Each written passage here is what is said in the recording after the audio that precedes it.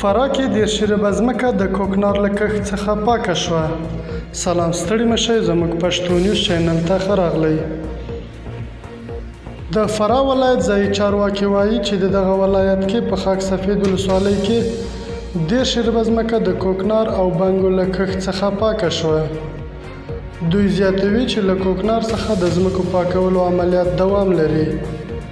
له دې وړاندې هم د ډېرو ولایتونو کې لسګونه جریبې ځمکې د کوکنار له کښت څخه پاکې شوي دي.